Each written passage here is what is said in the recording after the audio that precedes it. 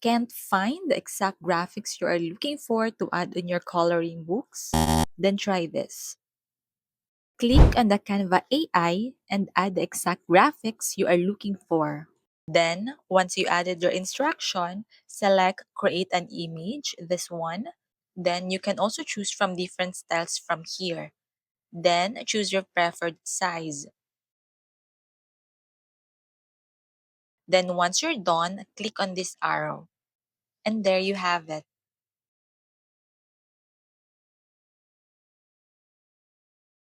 To download, just click on this option here.